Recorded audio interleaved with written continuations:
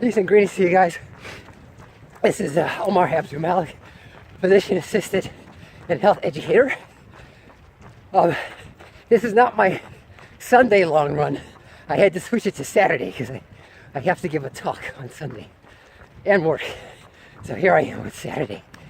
This is about 12 miles that I'm doing, and it takes me, I run like a 10-minute mile pace. So that takes me almost 2 hours to run 12 miles. I wanted to talk to you guys about, I guess, Black History Month. Hey, how are you? Because this is February. This is Black History Month. My feelings about that are mixed. I think it's a time where you acknowledge people of African descent who have contributed to this country. But the mixed feelings I have is that nothing speaks louder to a person or a group of people that you don't belong than to give them their own separate month, their own separate museum. So instead of having, Black folks in the American History Museum, you got the African American Museum, or even the American Indian Museum. I think there's problems with that, or challenges, I should say. I took interesting note with this furor over Marvel's Black Panther movie. It's broken box office records. People of all creeds and ethnicities are showing up, with Black folks in particular are taking it very personally. We're showing up in our African garb and things like that. And I remember, the kid growing up in the 70s, in the 80s, there were never any serious black superheroes, like other than Luke Cage, Black Panther. There was the Falcon, a couple of others. I think War Machine, but they were all Black Lightning. Was they? Oh yeah, Black Goliath. I have a collection of black comic books, but they are always creations of white guys, and they were usually sidekicks, or like in Luke Cage's case, ex cons or something like that. And they had the same kind of stereotypical talk, like, "Hey, you jab turkey, I'ma whip you." So you're like, "My God." And then even Black Panther, he always had a mask on, so you couldn't tell he was black. Like Aquaman's nemesis, Black Manta. I didn't know he was a black guy, and I used to watch Aquaman as a kid in the late 70s. Now he's a black guy.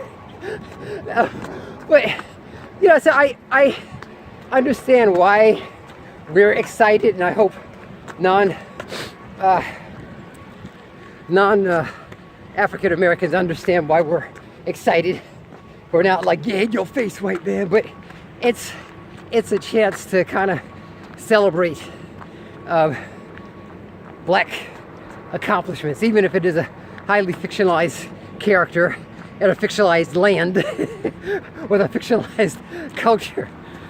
It's a interesting cultural phenomenon. I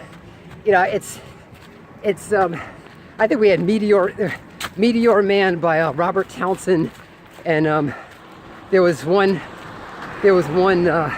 superhero that Bill Cosby did decades ago. I forgot what his name was, and then Blank Man by the Wayans.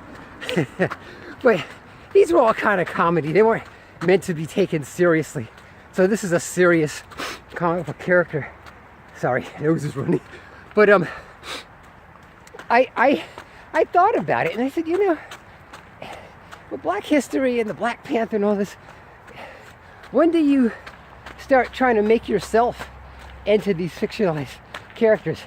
I can't be T'Challa. I don't know, every single kind of martial art known to man, but I can take martial art. I'm taking karate at the local community rec center, which I think is good for me with my family.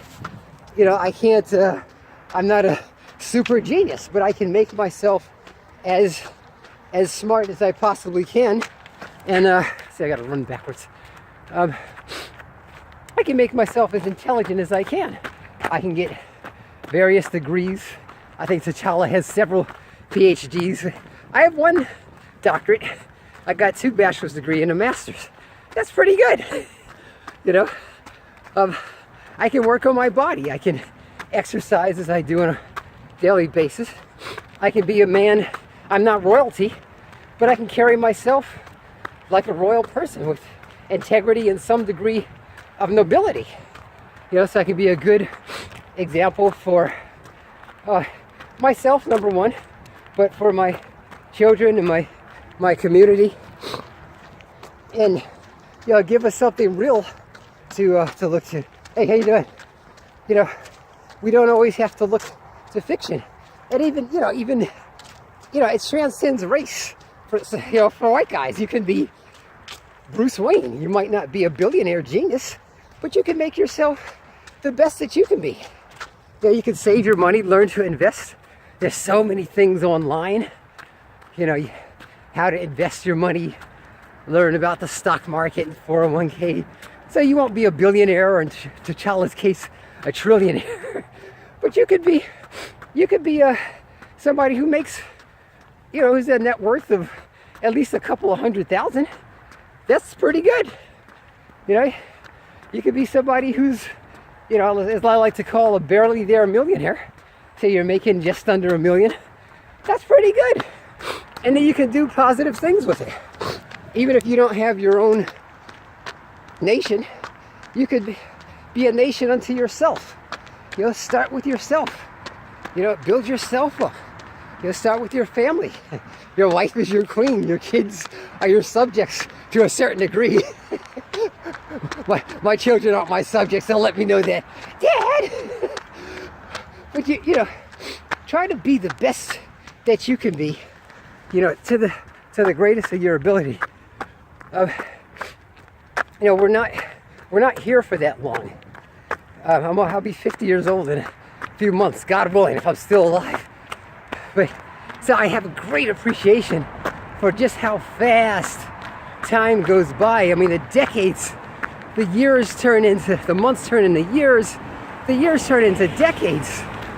You know, some of my cohorts have died. And then I think about myself at basically 50. How much more time could I possibly have left? So I want to leave a legacy of exceptionalism. And I think that's why people are excited about the Black Panther movie.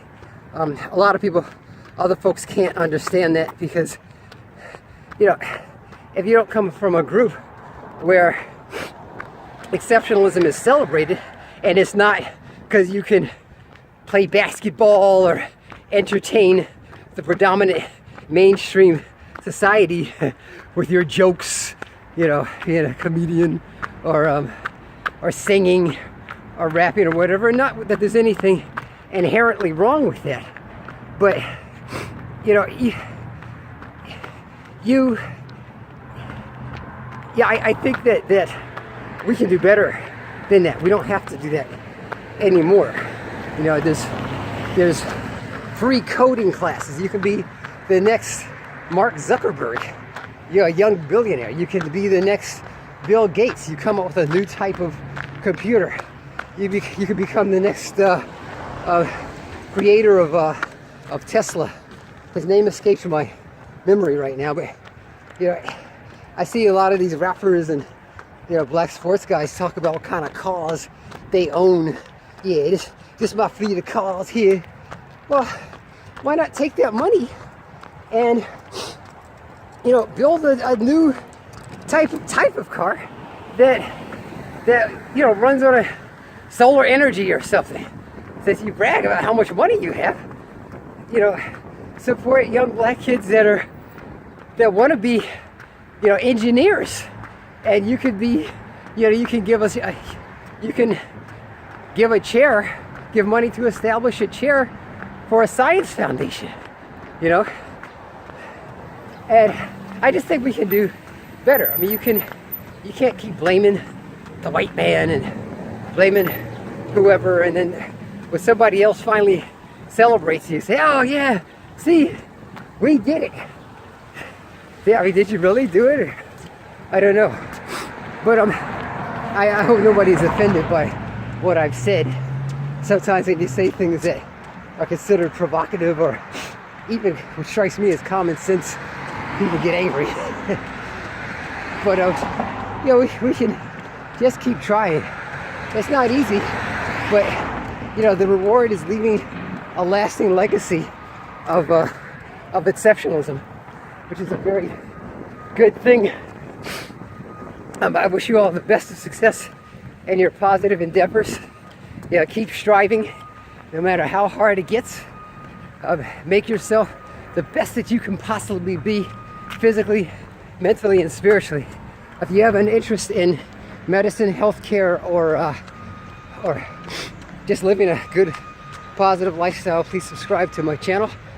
For those of you who are trying to get into PA school, subscribe. For those of you guys that are trying to get into medical school, subscribe to Antonio Webb, MD, or Dr. Andre Panther. Peace.